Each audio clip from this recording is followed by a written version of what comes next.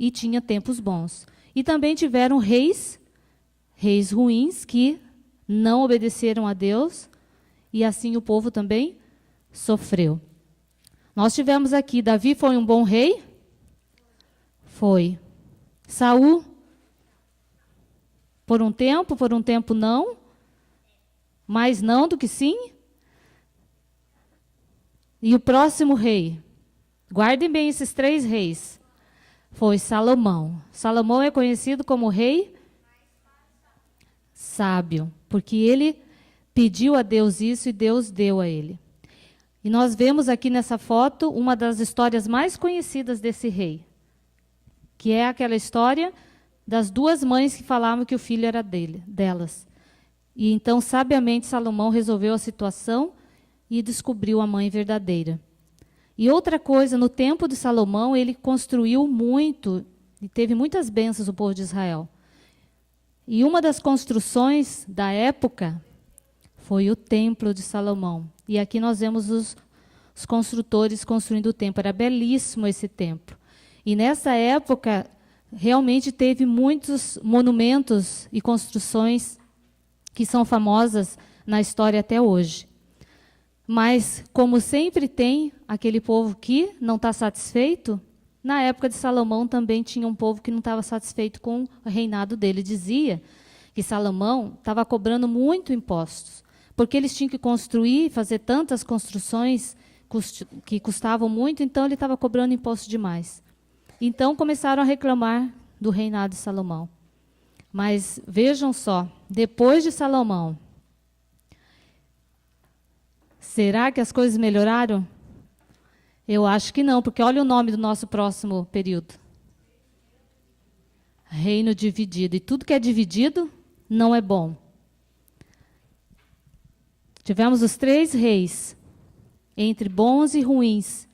Tudo dependia da obediência a Deus. E dentro desse povo de Deus também sempre teve um povo que se manteve fiel. Logo após, então, Salomão ter morrido, o rei, então, que seguiu foi o filho dele. Vocês lembram o nome dele? O nome dele já parece nome de mal. Como era o nome dele? Olha como ele era orgulhoso. Roboão. Eu sou, eu posso. E o povo que estava reclamando de Salomão, rapidinho foram correndo lá, né, para o novo rei, falar então do que eles queriam. E qual não foi a surpresa deles? Que este rei então falou, não vai ser assim não, pois eu vou cobrar mais. Foi pior do que eles estavam pensando. Eu vou cobrar mais, vai ser do meu jeito. Não ouviu nem os conselheiros, nada, quis fazer do jeito dele. E foi então a partir desse rei Roboão que o reino de Israel foi dividido. E então nós vamos ver 2 divisões aqui. Um pedaço do povo de Israel, que eram 12 tribos, ficou para o reino do norte e outro ficou para o reino do sul. Nós temos aqui o mapa. No sul, olha que interessante, nós temos o reino de Judá. E o reino de Judá só ficou 2 tribos, nós tínhamos 12. No reino de Judá ficou 2. Então, no outro reino, o de Israel, que ficou no norte, o restante, que eram 10. Olha que interessante. 10, 2. Onde que estaria mais força? Nas 10 tribos, né? Do que nas de 2. Mas o reino de sul, que ficou somente com 2, olha que interessante. Nós temos, então, o reino de Israel, que ficou com 10 tribos, que é o chamado Reino do Norte. Eles não conseguiram progredir. Os reis que governavam naquele tempo, para esse período,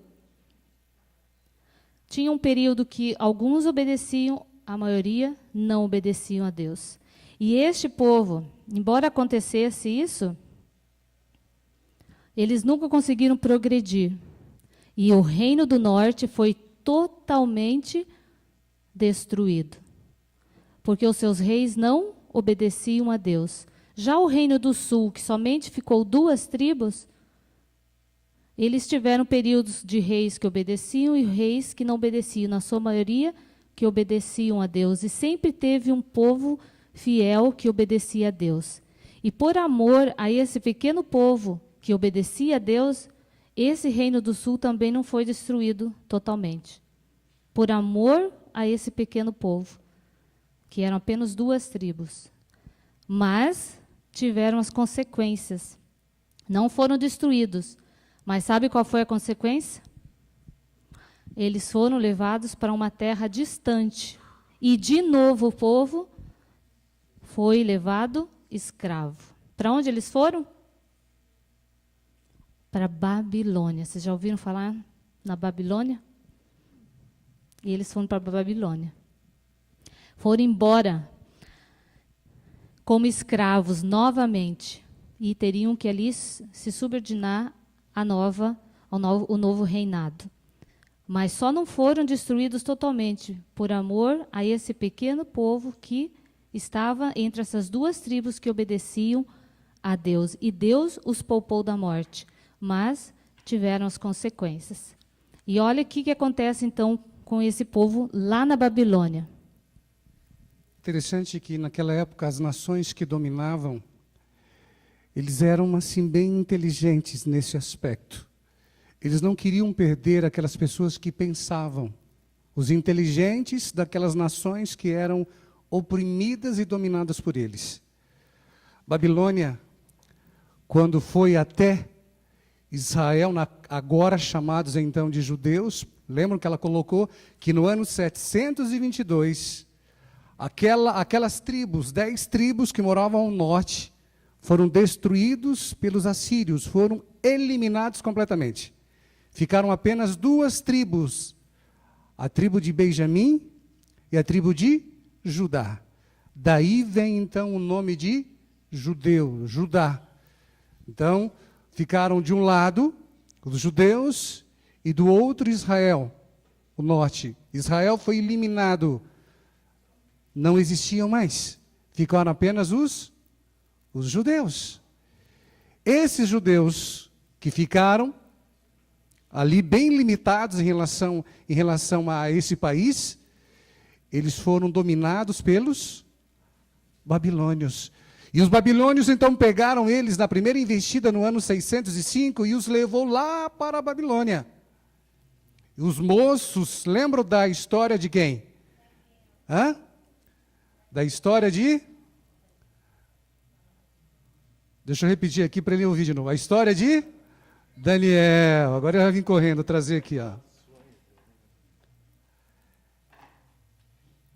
Esse camarada era muito inteligente. Lembra que quando eles chegaram, eles disseram o seguinte: olha, esses rapazes são muito, muito inteligentes, tipo Romã, assim, que faz tudo, né, Romã? E aí eles pegaram e disseram assim: olha, nós precisamos dar de comer a eles, mas tem que ser a comida mais interessante e a comida mais gostosa tem que sair direto da comida da mesa do rei. Quando Daniel viu tudo aquilo, disse: aqui eu não vou comer de jeito nenhum. Nós queremos comida saudável, nós queremos aquilo realmente que foi criado por Deus, nós não queremos nada disso daí, tem muita coisa aqui que nós não gostamos e não faz bem à nossa saúde. Nós amamos a Deus e queremos estar tranquilos para poder ter intimidade e relacionamento com Deus. Esse homem era muito especial, ele era muito íntimo com Deus. E quando, eu diria assim, o rei aqui, ó, da Babilônia, ele teve um sonho. Lembram? O que ele viu no sonho? Ele viu uma estátua. E aquilo chamou muita atenção, ele queria saber realmente o que significava aquilo. E ele ia matar todo mundo, porque ninguém conseguia decifrar o grande enigma dele. Até que Daniel foi à presença do rei. E Daniel, então, falou o que para ele? Ele deu a revelação e o significado daquela estátua. Eu não vou entrar em detalhes. Essa parte aqui vocês não estudam na escola, geralmente nas lições da escola sabatina, né? Principalmente os juvenis. Então você vai ter que dar mais dica para eles. Que a pedagoga é ela, então não tem muita didática. Olhe bem, aqui em